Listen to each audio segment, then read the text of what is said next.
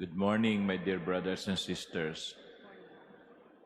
Kokonti na nga lang kayo, ayaw niyo pa maupo sa harap, ha? Okay? Wala namang bayad sa harap, no? Anyway, welcome.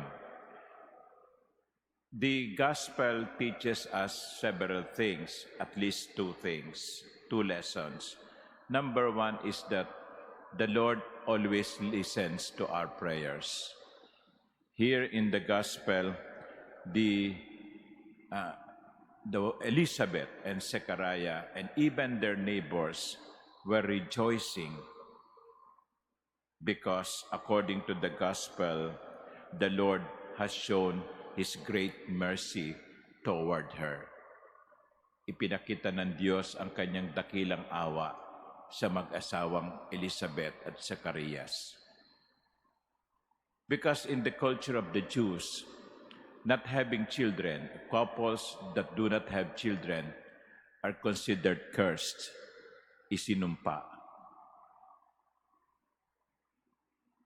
Because they believe, the Jews believe that if the couples do not bear children, the Messiah will not be coming from them. So tanggal na sila sa listahan, disqualified na. Hindi ka nga nagkaanak eh. Paano manggagaling sa iyo ang Mesiyas? And that is why the birth of a child, especially from a couple that is considered old and the woman barren, is a real blessing. And here, it shows that the Lord listens to the prayers of Zechariah and Elizabeth. Alam nyo kung minsan, yan ang pinagdududahan natin eh. Nakikinig ba ang Diyos sa aking panalangin? The answer of the gospel is yes. He listens to our prayers and He will act accordingly when time comes. So that is the first reminder to us.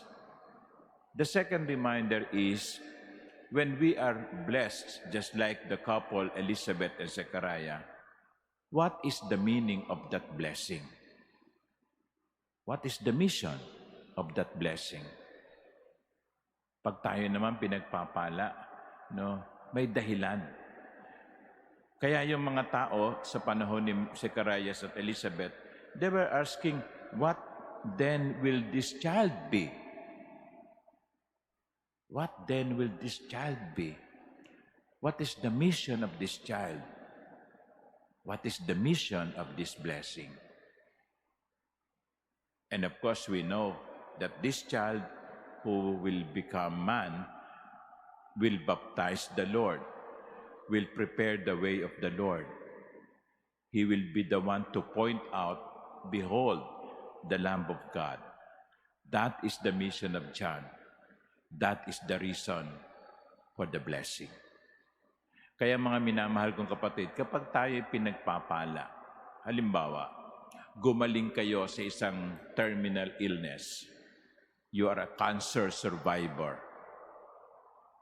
Tanungin niyo ang sarili niyo, bakit ako binigyan pa ng Diyos ng mahabang buhay? Anong dahilan? Anong mission niya para sa akin? O bakit ako pinagpapala materially? May magandang trabaho, magandang sweldo. Bakit ako pinagpapala ng Diyos? May dahilan. O bakit binigyan ako ng katalinuhan? May dahilan. Kahit nga yung ganda nyo no? May dahilan yan, no? Bakit matangos ang ilong nyo? Samantalang ilong ko hindi. There is a mission to the blessing.